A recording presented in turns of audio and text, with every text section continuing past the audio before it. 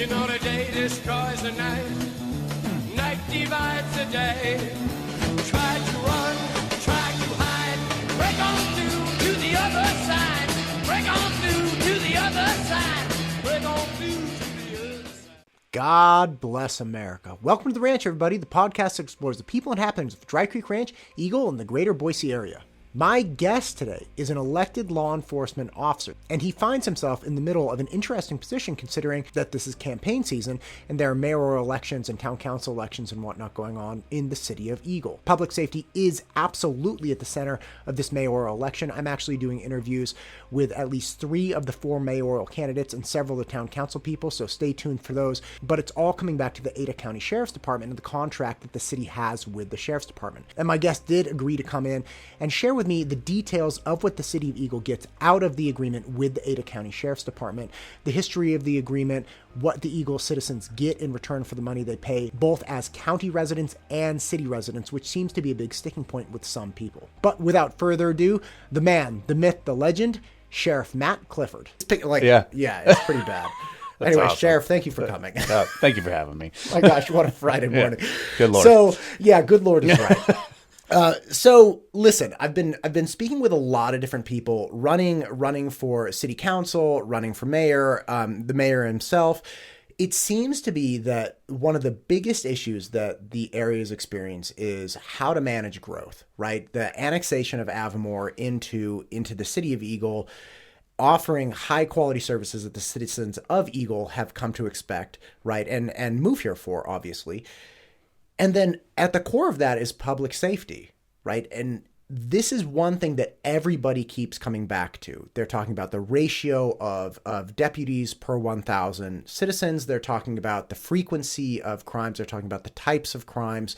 They're talking about the population increase. Some people are saying, hey, Avamore didn't actually increase the population of Eagle that much. Other people are saying yes, but it's very far away. Obviously, that means response times, resources spread out.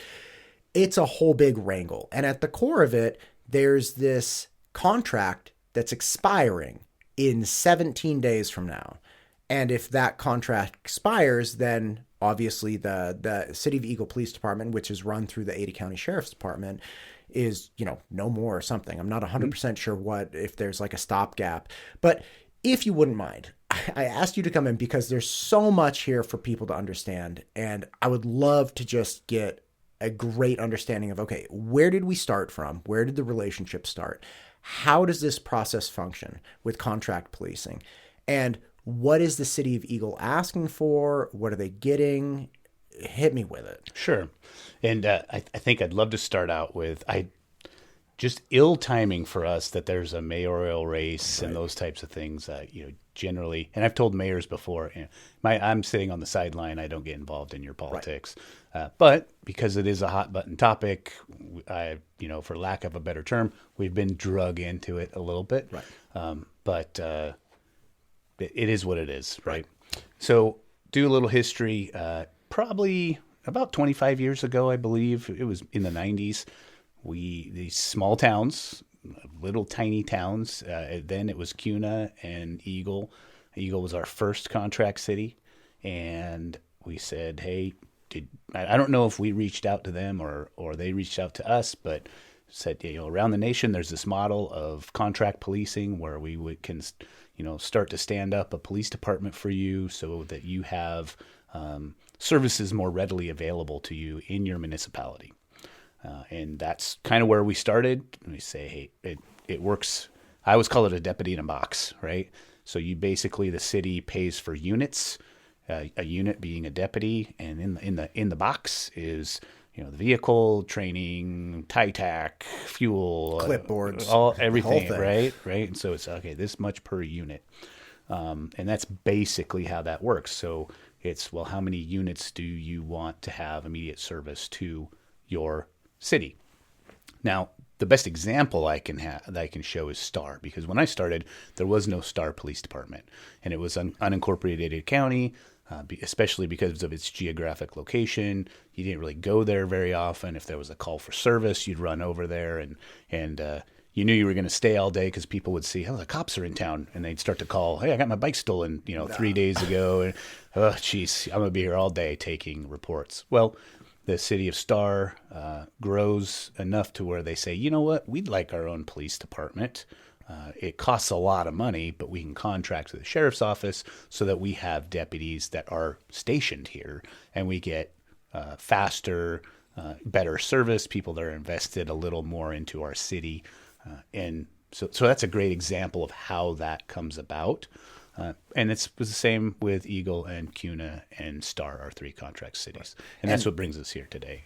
And I'm sorry, I don't mean to interrupt, but Sure. on top of enhanced service, so instead of having somebody who's stretched between all of the unincorporated areas in Star's position, if they're like, hey, we need to have people that are committed to our streets that aren't worried about calls from the entire broader area.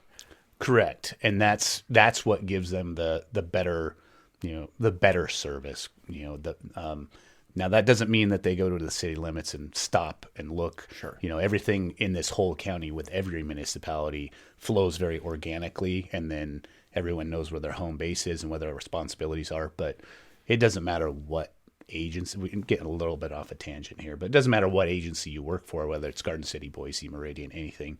You go where where there's a public safety threat and officers are needed, and then you go back to your home base and handle calls for service and do proactive policing and those types of things. So in an emergency, nobody cares what color your shirt is or what shape your badge is. So like the city of Star, it's not uncommon for someone to end up in Eagle from the city of Star, as long as the county, we can kind of move chess pieces and do this air traffic controlling of, well, we need a deputy from Lake Hazel and 5 Mile then to run up to Star because there's nobody there.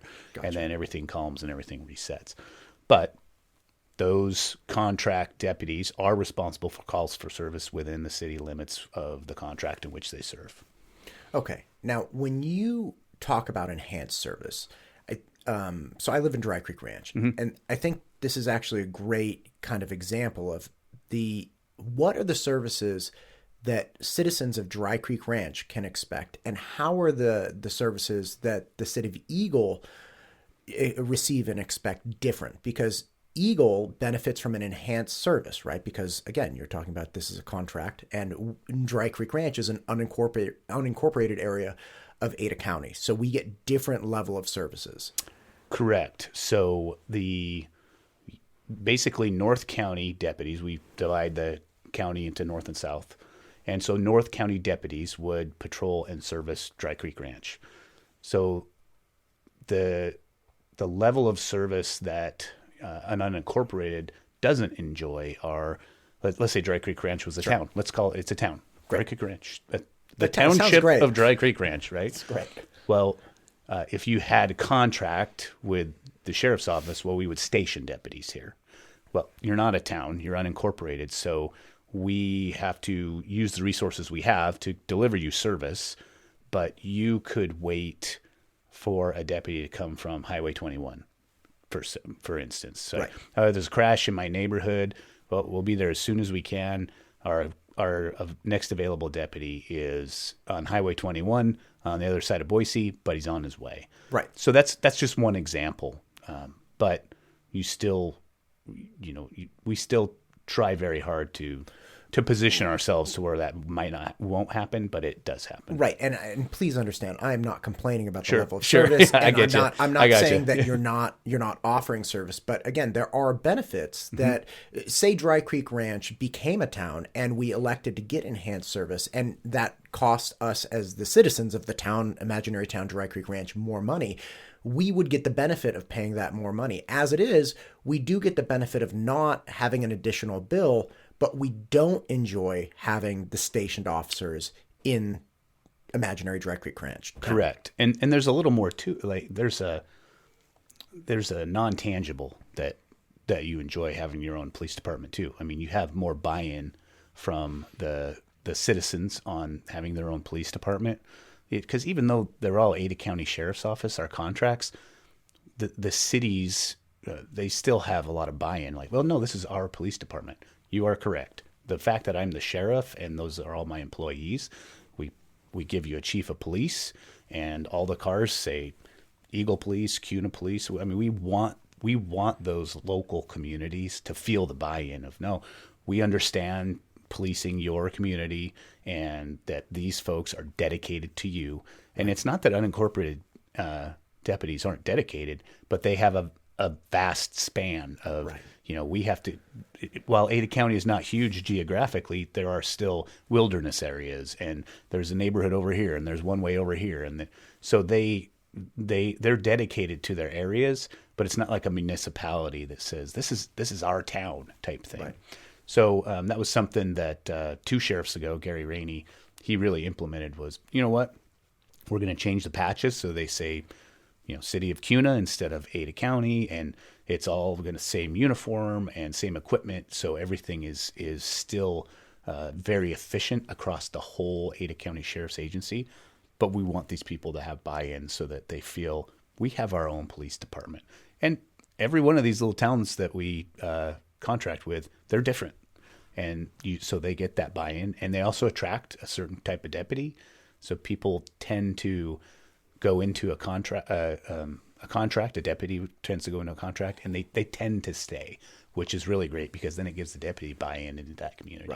Right. And you have continuity, right? And as much as, if you're a criminal, you don't like really seeing the police drive around. Right. Yeah. That's true. Right. But the vast majority of citizens are not criminals. And they do, like I remember knowing the police officers. And Officer Gomez, in fact, are you familiar with this individual? He does a lot of the reach out programs at the elementary, middle school, high school. Yep. He was the Meridian Police officer. Yep. Yeah, so knowing him, and I've been trying to actually figure out a way to get him on the podcast because they do a lot of things pertaining to.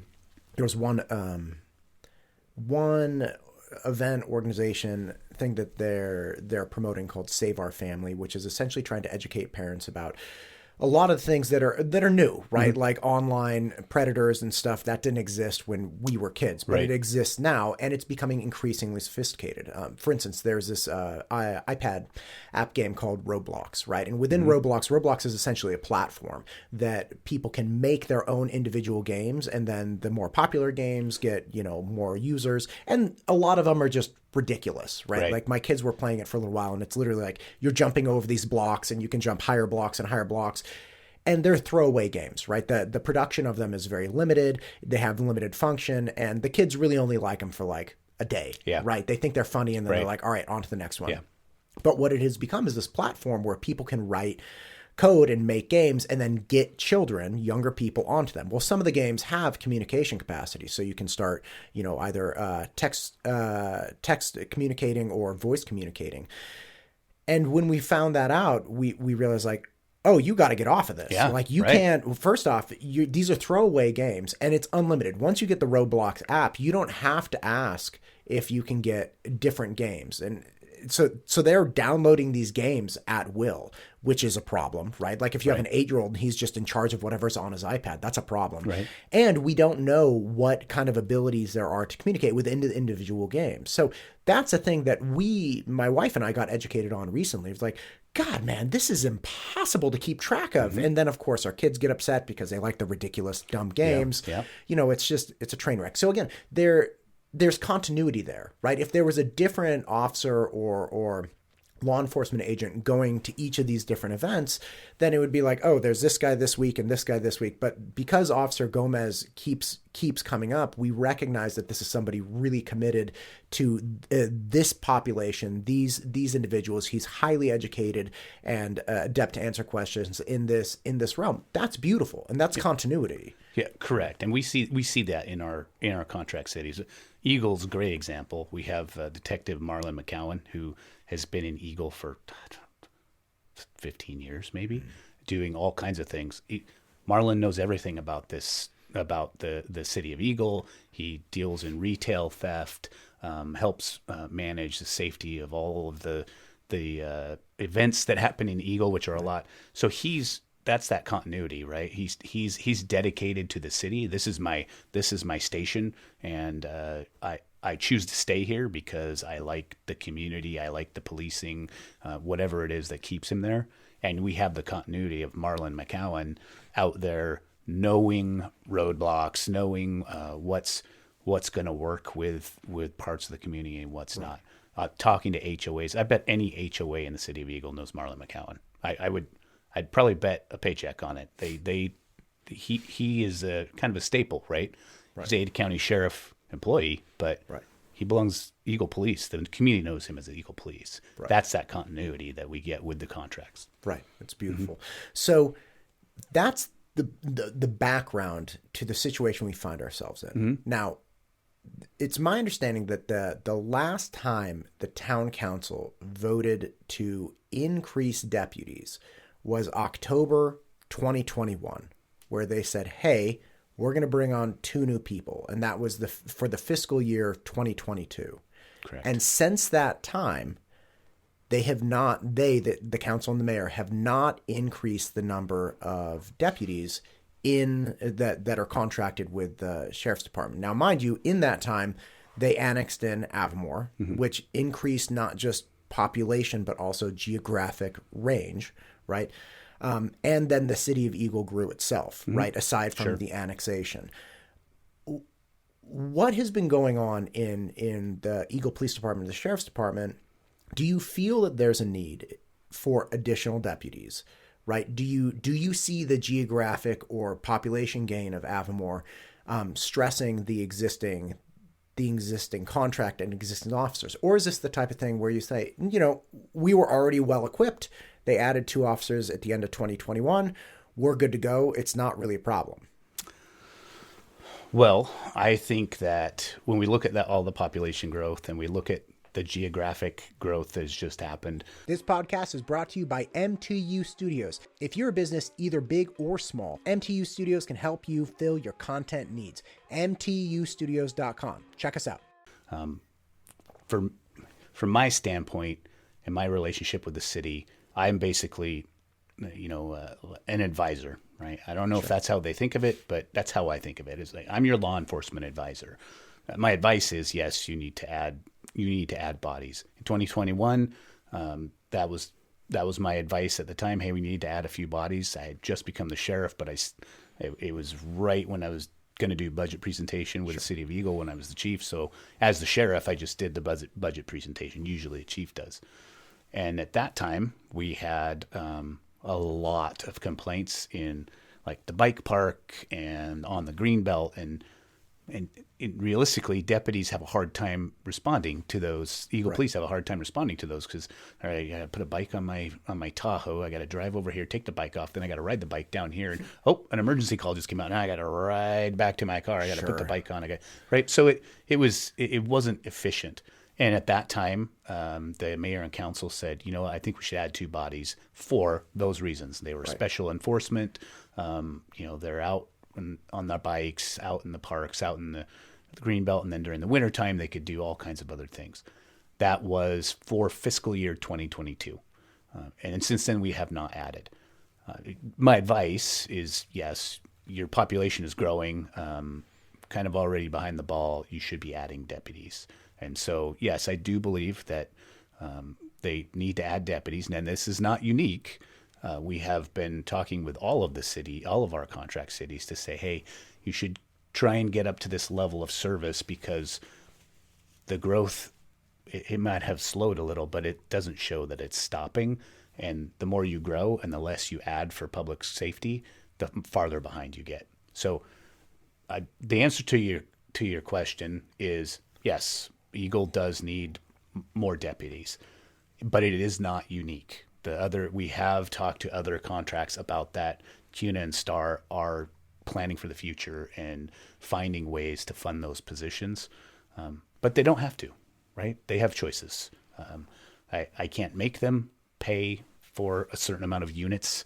I can't tell them, well, we're going to supply these units anyway, whether you like it or not. That's not how that works. I'm just the advisor that says, this is what we see as best practice for public safety for your city.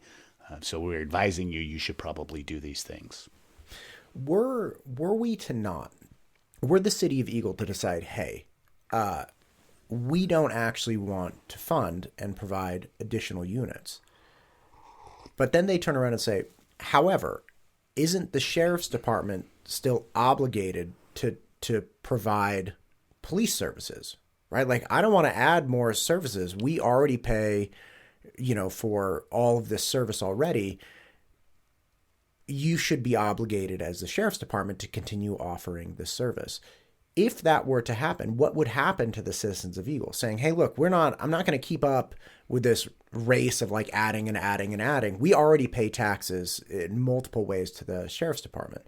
What happens to the level of service at that point? And is that a fair statement to say, hey, you're already obligated to do this. We shouldn't have to pay you more to do it? So, yeah, that's kind of two questions. So, yes, if they said we're not adding bodies ever, let's pretend that's not what the Eagle has said. 100%. But let's pretend. Right. Let's pretend they said we're never going to add another body. We have this many, and that's all we're willing to provide.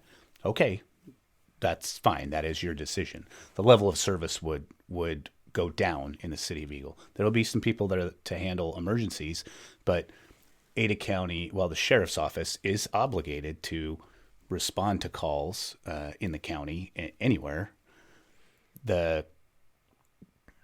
Again, you have the example of the deputy that's on Highway 21, right? So if you have these small number of deputies that are handling a couple of emergencies, your level of service for any other call is going to go down. So you may be, like my mailbox got ran over last night. Great. We'll be out in 2 days to talk to you about that. And that's not how we do business as a sheriff's office ever. But that's what you're looking at is, okay, if you want to rely on the other resources of the sheriff's office, the other patrol resources of the sheriff's office, that's fine. But they are also busy elsewhere doing other things. So you wait in line then. That's great. You have these handful of cops in your town that are handling some things, but they're not going to be able to handle everything. And there are other places in the county where service is also needed by the Ada County Sheriff's Office. So we had to prioritize, and you wait. So it essentially becomes triage. Mm-hmm. It's like, look, if you don't have dedicated officers that can handle the calls, okay, say there are 10 calls, mm-hmm. and you only have the capacity to handle 8 mm-hmm. With your dedicated officers. The other 2 calls go into triage with everything else going on in the county. Correct.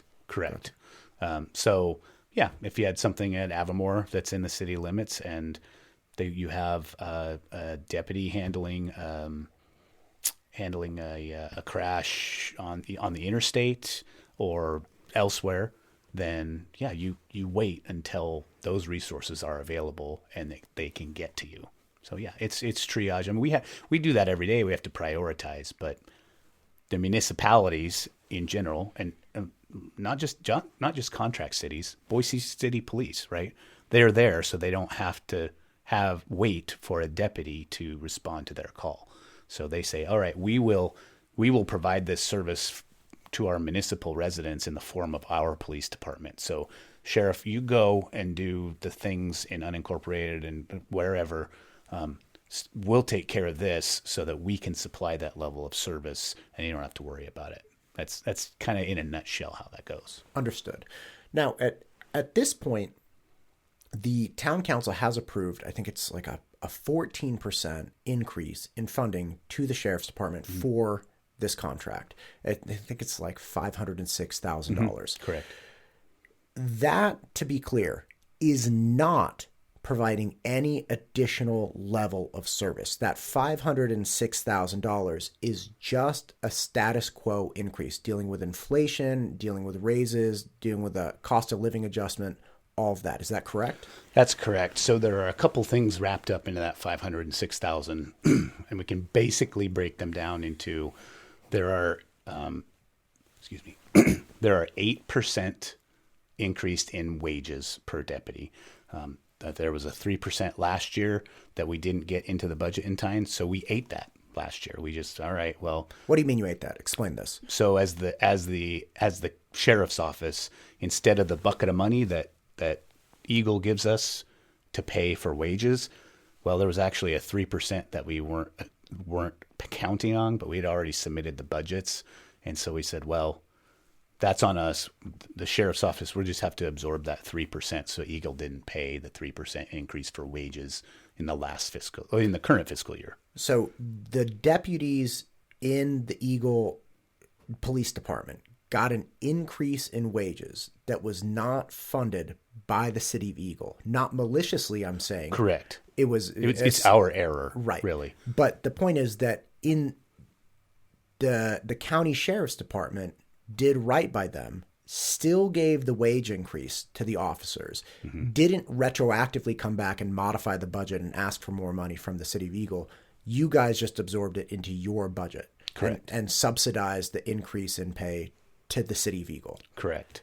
And so you have that, and then there's a 5% increase that happened that we knew would happen from the commissioners. So that means 8% increase in wages. So that's a chunk of money. Yeah, it's wrapped up in that $500,000. Then there are all of the inflationary costs of fuel, vehicles, equipment, all of those things. So we wrap that in there.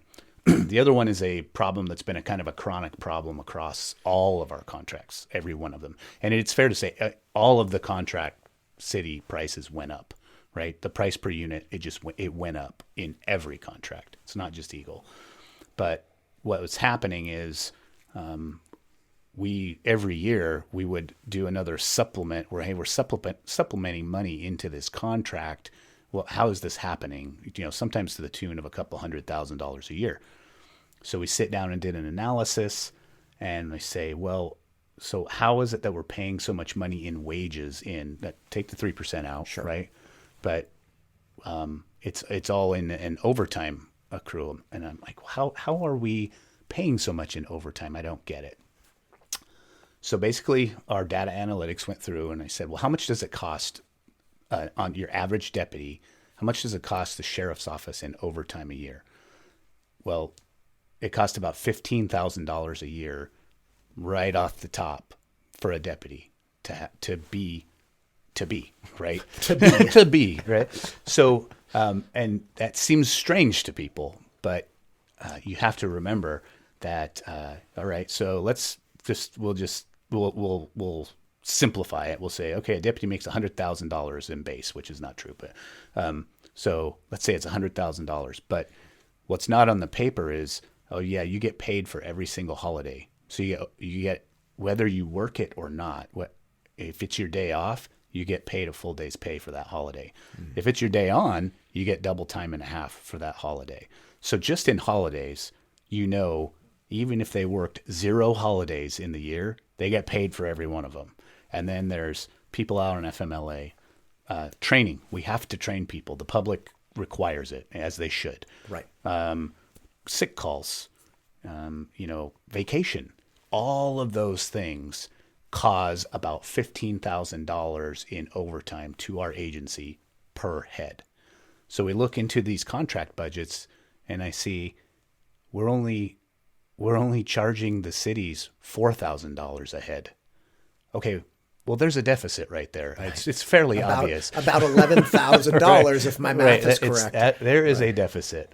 So trying to be a good partner, I said, well, we have to up that. And so we sat down with the chiefs and we sat down with finance and say, what do we present to the cities here that seems reasonable, that where we can tell them, hey, this is the problem. We're not supposed to make money on this contract, but I'm also not supposed to pay money on this contract. So we kind of decided, well, we'd go from 4,000 up to 11, and not up to 15, but we go up to 11. And I said, I think we can maybe work with that, and then it's not such a huge hit. Went to all the mayors, said, hey, here's the problem. I'm really sorry, but we have got to make this right. Now, over the years, we've always charged them that, but the contracts, when they were smaller, it was a tiny deficit. And right. Now they've gotten bigger. That just gets exponentially worse. And so we decided this year we've got to fix this. Gave them the option of, hey, do you want to try this in kind of a 2-year installment? And maybe we go from 4 to 8 or something. Sure. The other cities said, nope, let's rip the Band-Aid off, make this right, and keep moving forward, and find money to add deputies and things like that. And I said, okay, so we did that. So that's where that $506,000 comes from. Or those are all the basic things that are encapsulated inside of that. Okay. But you're still running a loss. Correct. Okay. Yes. Wait. Who's subsidized? So you're running a loss, providing enhanced service to the city of Eagle with this contract. Who pays for that loss? Because it's not the city of Eagle residents. Yes and no. Okay. Okay. So try and paint this picture. So the city of Eagle doesn't. It's all the contracts. Again, I need to preface Yes, that. All I'm the not. contracts. I'm not saying correct. Eagle's unique. I know this is where we are today, sitting here to talk about that. But No, we're in the town of Dry Creek Ranch. yeah, we're in the town of Dry Creek Ranch, right? There you go. So, and you don't need more police here. There's enough of them that live here. I think that. Yeah, right. Jeez. Man, it's bonkers. Isn't it crazy? Yeah, it's great. I love this community. They're fantastic. Yeah. So, so basically, how this works is the contract cities don't pay for a lot of things that a police department would pay for. So the sheriff's office is the largest agency in the state. So we have the infrastructure already in place to supply these contracts with the things they need. So they don't pay for hiring, HR, background checks, polygraphs. They don't pay for a lot of the training of the deputies, the initial training. In fact, they don't pay for a big chunk of it. They don't pay for victim witness services. They don't pay for property and evidence. They don't. When we get a canine unit, we've had canine units that have been stationed in contract cities before. They don't pay for that. The list goes on, and there's a big one too. But we can talk about that later. That's not really a put your hands on it monetary type thing. But so we provide that. I don't know that I would call it a loss because all of the citizens of Ada County, whether you live in Meridian or Garden City, they all pay county taxes in the form of property taxes, which is how we are funded. So we can still perform those functions in the background and provide service to Eagle and not really call it a loss, if you know what I mean. So while they do pay, it's a fraction of what they would pay if they were a police department, but their money still goes into making sure that the largest agency is being funded and can do these things for them that they don't have to pay additional for like a police department would. Right. Does that make sense? Did I complicate that at all? Yes, no, and that's actually this is a point that I don't think has been brought up sufficiently, at least from the people that I've spoken with about this, which is, look, I've heard the argument that because Eagle residents are already paying county taxes, we shouldn't have to pay significantly more or more at all because of the what is that, Title 31 or something, saying that the sheriff, it's sheriff's the responsibility to, keep law and order essentially. But that's betraying the reality, which is the things that Eagle pays for. They actually still get more than what they're paying for. Correct. And nobody has explained that to me, which is, again, witness services, polygraphs, a big chunk of training, all of these things. It's like, yeah, you're getting all of this well beyond what we could actually fund with the dollars you give us. Right. And basically we present them those units that it's at cost, right? So even though the budget goes up $500,000, that doesn't mean that the sheriff's office gets to take $500,000 and say, hey, now we can go buy that cool thing we wanted. That's not how that works. We always talk at work. We talk about it in buckets of money, right? Sure. The commissioners give us this big bucket of money, and we put that into little buckets to run the jail and courthouse security, all those things we do. Well, then Eagle and CUNA and Star give us each a bucket of money, but that bucket's just for that. Right. You don't take that bucket and dump it into everything else and swirl it around and go, now we have all this money. No, we have this much money for that in that bucket, and it's specifically for that reason. And you don't take it out and say, well, we'll use it over here. That's not how that goes. Right. So the city of Eagle, the Eagle residents still get the benefit of a well-run jail system. They still get the benefit of all these things. The money that they're spending is not funding the jail system. The money that the city is specifically funding is not funding the jails. It's what the citizens pay in property taxes that funds jail services and things of that nature. Correct. Yeah, we do a lot of things, right? That we have to provide certain civil services that police departments don't have to under statutorily. The jail, making sure we have a safe, well-run jail, the court security. And there are a lot of things. We run the largest dispatch center in Idaho, and that's a huge one. So they're still paying county taxes, and they're still getting benefit from those taxes. The additional money they pay is a fraction of what they would pay if they wanted enhanced service with their own police department. So explain that to me. So why can't the city of Eagle just say, hey, thank you, County Sheriff's Department. We no longer want, the box. We want to make our own department here. Why would it cost the city so much more? Because it's my understanding that a small thing like the landscaping throughout the city of Eagle, the city of Eagle decided to no longer contract with a landscaping company. They were going to make it in-house. Sure. And they were able to cut off, I think it went from like a $400,000 line item to a $200,000 line item. And great, right? You got guys out there trimming, cutting, arborists, whatever it is. Why would it be not probable for them to do the same thing with the police department at a lower cost? This podcast is brought to you by MTU Studios. If you're a business, either big or small, MTU Studios can help you fill your content needs. MTUstudios.com. Check us out. Because that landscaping, there are a lot of reasons, but Correct. The landscaping company that you hire to do that, that's for profit, right? They have to have inflated prices because they need to make Somebody money. makes money. Sure. Somebody's got to make money.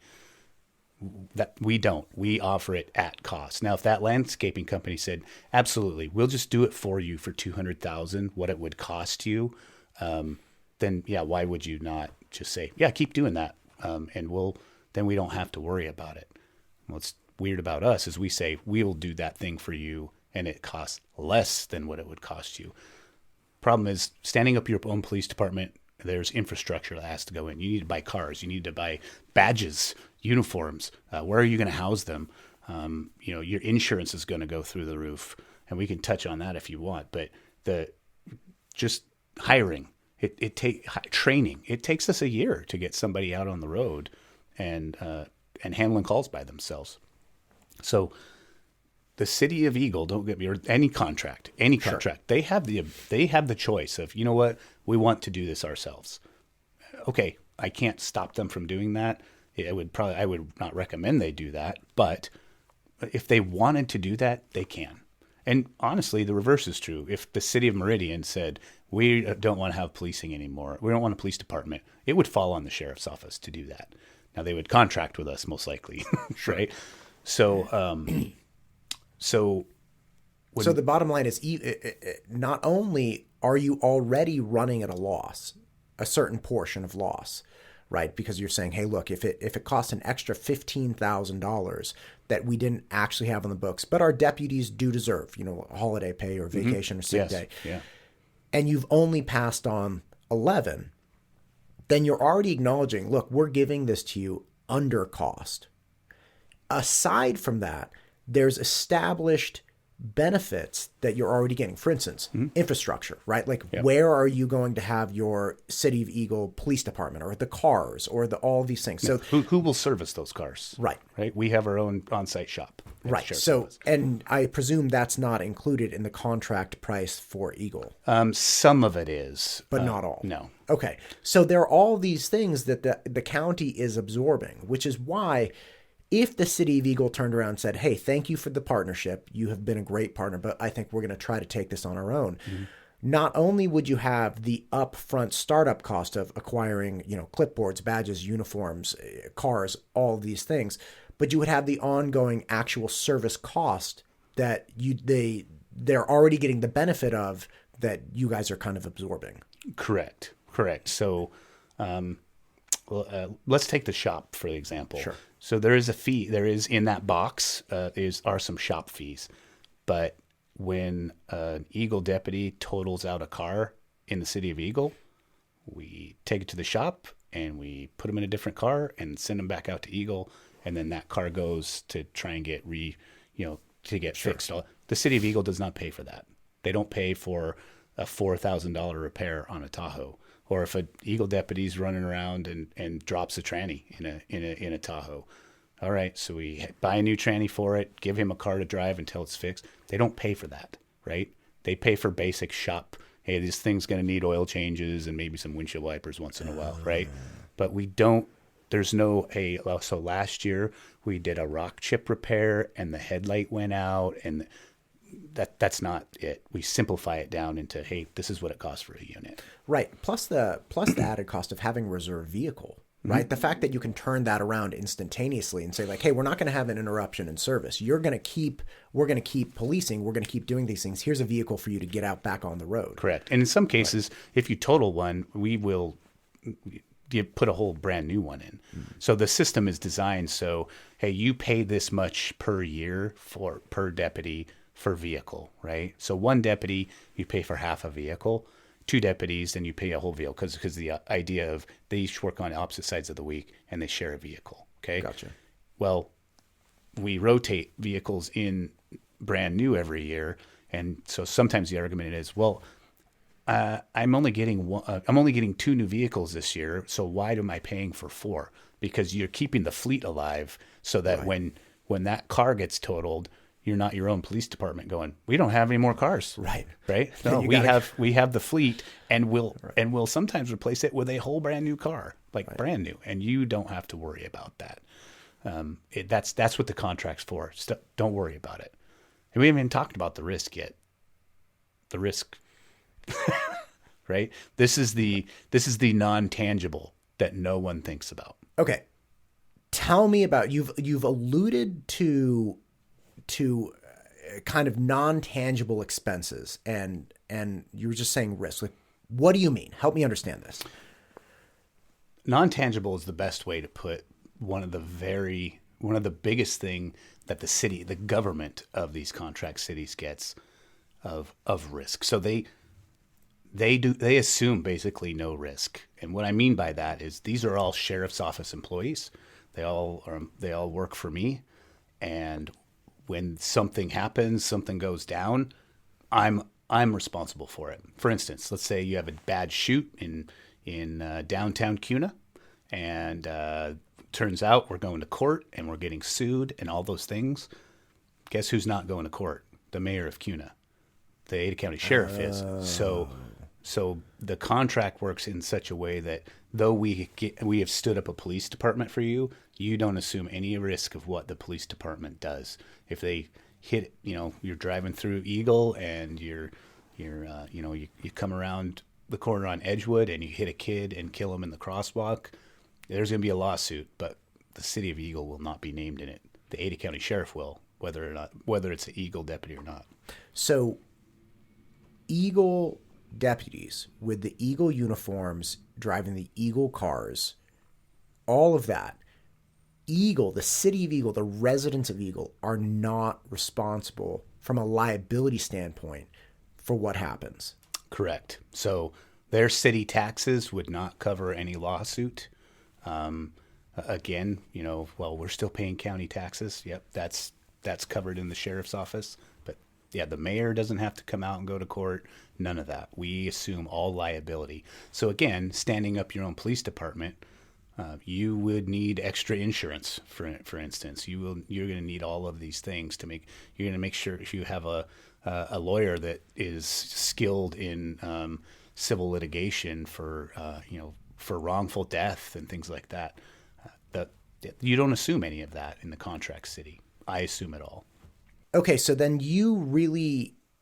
it's not just the overtime. Like you're absorbing you can't even put a dollar value on it because it is just liability. It's risk. So not only do you have to have, I presume, some kind of astronomical liability insurance, but were the worst to happen, again, you absolve, the sheriff's department absolves the city of Eagle and the citizens of Eagle from being named, from the expense, from the whole thing. Correct, because those are all my employees that are performing those functions.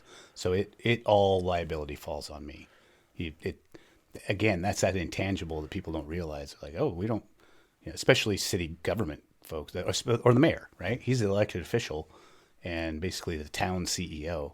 He assumes no liability, in the legal manner. Gotcha. Yeah. So the bottom line is, and again, this is very rough timing because there's a mayoral election and town council and everything. So bottom line is, since 2021, we haven't added any additional officers in the city of Eagle. City of Eagle has continued to grow in population and significantly in geographic range. Because again, the population of Avamore is not that great. I think that's what a lot of people point to. But getting up to service them is is a significant consideration. Absolutely. And there's a few more things that go into that as well. I'll say when we say 2021, we need to make sure we realize that's fiscal year 2021, right? So because the deputies didn't come online until the beginning of 2022 because we had to finish their training, finish it. I absorbed all the costs for the training up to October 1, and then we got deputies trained and then put into the city of Eagle. So when we'd say fiscal year 2021. There you go. And so I think somebody told me that's October 2021. Yep. They decide to put them on and they come on months later. Yeah, correct. So I'm not sure if people understand, but the Avamore creates some issues that I think we've worked out as the sheriff's office, but it's in 3 different counties, right? So not only do you have the increased geographic area, now we have Ada County Sheriff deputies patrolling and responding to calls in 3 different counties. So if you are in Gem County and you make an arrest or need to write a report and route it to the prosecutor, any of those things, you take that person to jail in Emmett, you go to court in Emmett, you route all of your paperwork through to that Gem County prosecutor. And same with Boise County. Now we house all their prisoners, so that's a little bit easier for us. It still goes to our jail, but all of the court is done in Boise County. So we're also increasing the travel to where our deputies have to go to court. Now we haven't seen that yet, but I mean it'll be coming. And you drive up 55, they're building pretty quick. Right. But so those are also some other things that are not taken into account by your average citizen, but we have, I think, successfully worked out processes and understandings with the other sheriffs and their prosecutors. It's just another thing, right, that people don't think about. Yeah. Right. And again, I think you're very appropriately not taking a position on any of the mayor's stuff, but it would be your recommendation that, hey, if you want to keep up with a level of service that has at least in part made Eagle so great to be, we have to increase. Yeah. We have to increase, because the bottom line is you can't force them to do it, but you're like, look, if you just decide no more deputies, no more increase in funding, outside of cost of living adjustment and things of that nature, no more of that, then the quality of service, the level of service will just decrease every single year because the population is increasing, the number of things that are going on increasing, and there's only so much you can do as a sheriff's department. Yeah, correct. It's horrible timing, really. Right. It kind of blew up in a way that I didn't think it would, but with this being the mayoral race and we have a couple city council people up, it's become, I think, a huge talking point in a lot of the campaigns where I'm trying to stand on the sideline and stay out of it. The contract itself has been wrapped into those campaigns, and I can't control that very well. But so yeah, I think a good strategy for me as an elected official is, hey, we'll wait till November when all of the city of Eagle, I believe, will sign a contract with the sheriff's office. Right. I'm not going to sit here in this chair and say, well, I don't know what's going to. I think they will sign. They know that it's in their best interest to have the contract. But I think after new city council people are in, whether there's a new mayor or not, we come back to the table and go, hey, is there a plan? Do you have a plan as a city? Here's our recommendation. We need to figure out where we're going forward, today. And we give our recommendation. Again, they don't have to take it. They have choices. Right. But that's my plan is, okay, all this political weirdness has happened over this contract that I didn't see coming, unfortunately. And so once all those races are over, we reset and say, let's sit down and plan for your future. Right. Well, Sheriff Clifford, thank you for what you're doing. Thank you for your patience. Thank you for all your commitment. Thank you for taking a loss in the city of Eagle and the citizens. Appreciate it. And again, thank you for just giving me the information, because it's been so difficult to get anybody with all the pieces to sit down and say, hey, this is what's going on. And this is where we're breaking even. This is where we're running a loss. This is what people are getting. This is what the city of Eagle and the citizens of Eagle get that they're not paying for. for through city taxes, all of these things, because it's a difficult thing to conceptualize that, again, the citizens of Eagle are paying as county residents and Eagle residents, but they're getting value at both of those levels. Correct. And really, every municipality does that, right? We don't have contracts with Meridian, Garden City, or Boise, but they have police departments that they pay for. It's the same throughout the entire valley, for that matter. Yep, you pay city taxes and you pay county taxes, and this is what they go to. So Garden City, they want their own police department. They pay for their own police department, and they pay county taxes. So it's not unique to Eagle at all. It's not unique to any city in Idaho. Yeah, right. So I don't know why it's become this giant thing, but it is really not unique. Well, best you and I stay out of it. How about that? I wish. I don't know. I feel like I just kind of fell on it, And so, like I said, I'm gonna try and lay low on this whole city thing, city elections, and regroup when it comes out. So, wonderful. Well, again, I know you have a busy schedule. We've got to get off to the Capitol. So thank you for coming in. I greatly appreciate you. Keep up the good work. Well, I appreciate you having me, and yeah, thanks for having me on. All right. Yeah. We chased our pleasures here, dug our treasures there. But can you